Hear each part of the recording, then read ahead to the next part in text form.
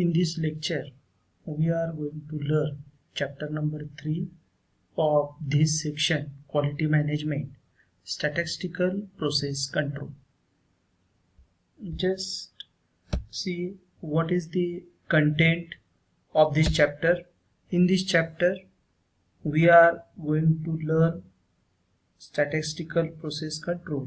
What is some statistical concepts like mean, mode, median and geometric mean we are going to learn.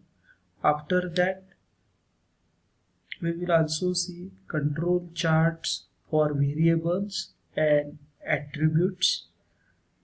From examination point of view, these difference between variable chart and attribute chart are asked in examination, as well as for examination it is asked what is the procedure to draw X bar chart and R chart.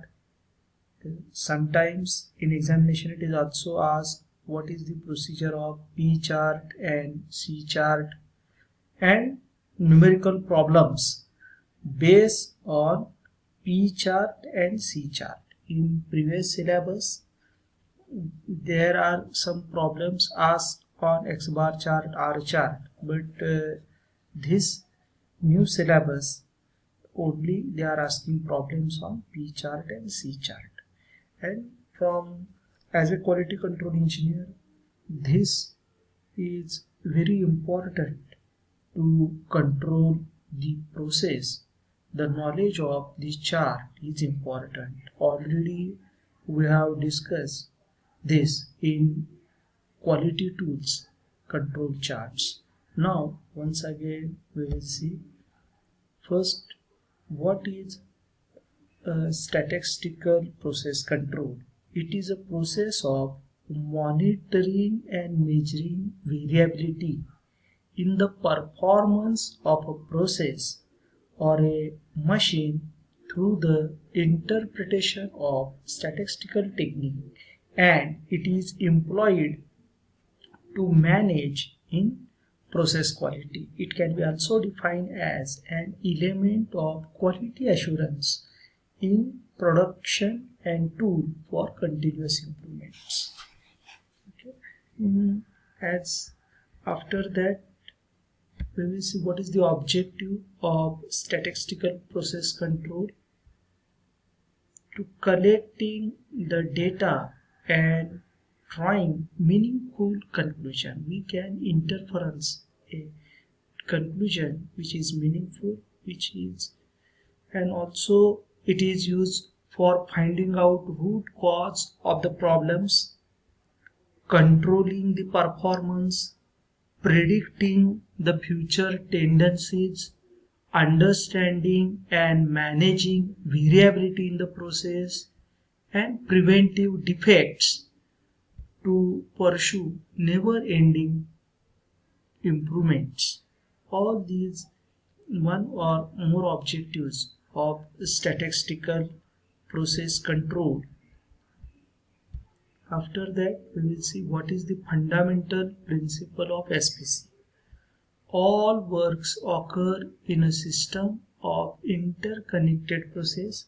Variation exists in all the process, and understanding and reducing variations are key to success.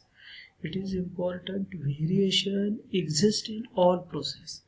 Means you do anything, suppose you are turning a bar on lathe machine, then the surface roughness or is depend on various parameters, interconnected process. First the skill of the worker, the machine's life, as well as the settings you have done, the speed, feed, depth of cut, means all to obtain a particular surface finish.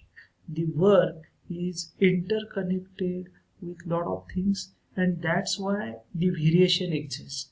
And the purpose of this SPC is to understand why these variations is occur and how to reduce them, and so that the process is in control.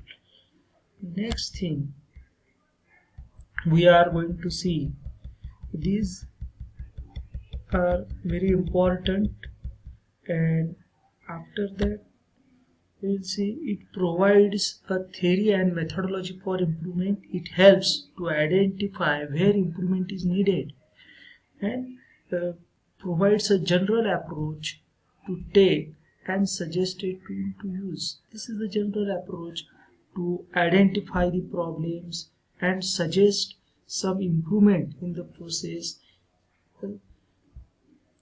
Here some statistical concept.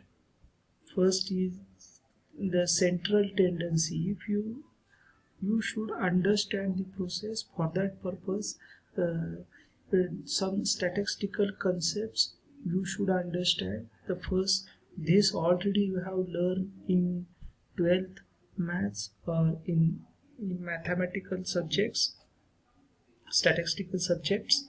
Central tendency. First we are going to see what is average value or mean, then middle value or median, and the most frequently used value, that is we called as mode. These are central tendencies. Means if you take any process or any group, the tendency is to be in center of the things. And if we take a natural thing or natural tendency, you will observe that there is tendency of central tendency, and you should also able to measure of dispersion, and it is possible by calculating the range, standard deviation and variance. We will see this definition afterwards. Now first see what is the central tendency. The central tendency is the extent to which all data value groups around a typical center or a value. Means whatever you data get, that is having tendency or to make a group around a center value, and this is calculated by using mean, median and mode.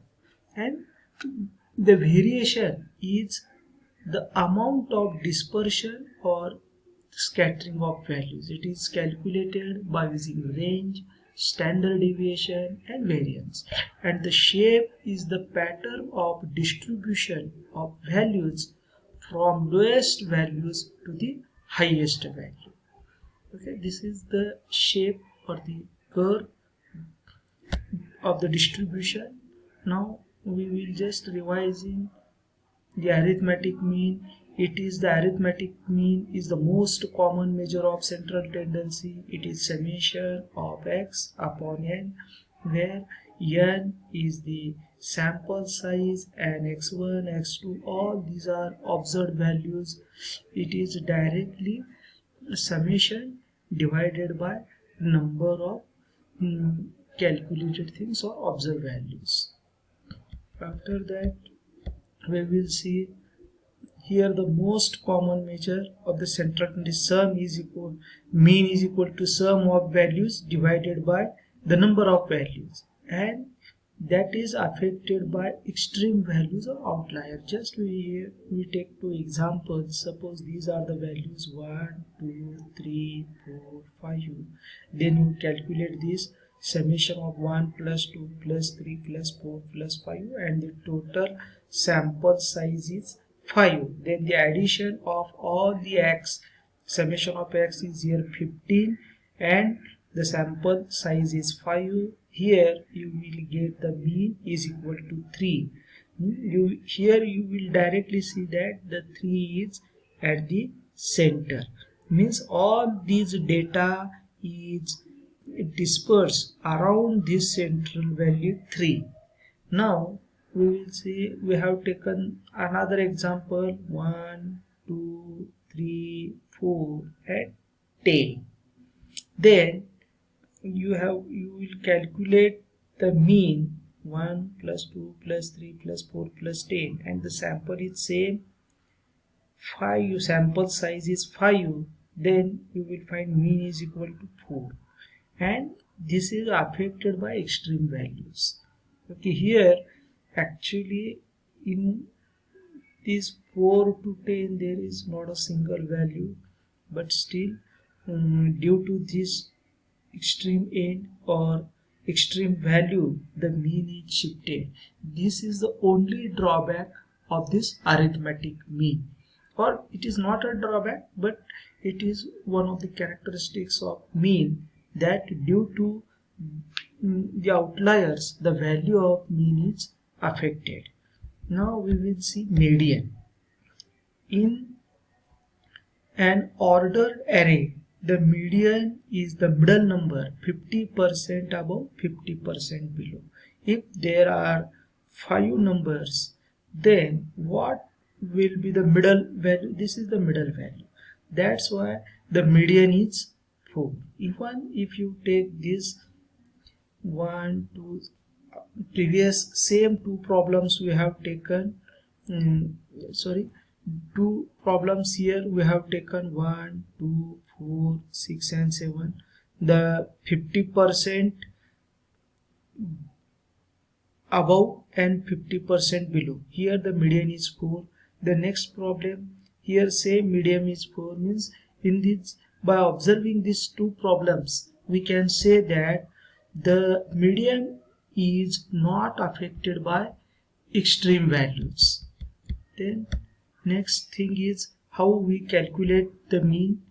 The median of an observed data is located at the n plus 1 divided by 2. In previous problem the n is 5, 5 plus 1 is 6, 6 divided by 2, you will get third ranked value. So in this slide we have seen this is the third value, that's why the median is 4. And if the number of value is odd, the median is the middle number. Okay, and the next, if the number of value is even, the median is average of the two middle numbers. Note that n1 plus 1 by 2 is not the value of the median, only the position of the median in the rank data. Okay. After next we will see the mode. Central tendencies. Third is mode, the value that occurs the most often, not affected by the extreme values, used for either numerical or categorical data. There may be no mode, there may be several modes. Here in this problem, in the data set 1, 3, the 5 number is 2 times 7, here 9 number is 1, 2, 3 times, then 10, 12 number is 2 times 13 and 14. It is the value that occurs most often. Means here the 9 number has occurred 3 times and it is most occur value. That's why in this data set the mode is 9. Here there is no occurrence of values in this data set 0, 1, 2, 3, 5, 6. That's why in this data set there is no mode. We will not able to get no mode. Then next is we will take one example so that you will understand concept in more detail. Here the houses price is given. This I have taken this example from foreign authors books, that's why he has given the values in dollars. You will see 220, how much dollar, 1000, 10,000, lakh, 20 lakh dollar, or we can say that $2 million house price, then 5 lakh, 3 lakh, 1 lakh, 1 lakh, the sum is 30 lakh. Okay, now how much the sample size is? Number of 1, 2, 3, 4, 5. N is 5. Then the total sum divided by sample size, you will get mean is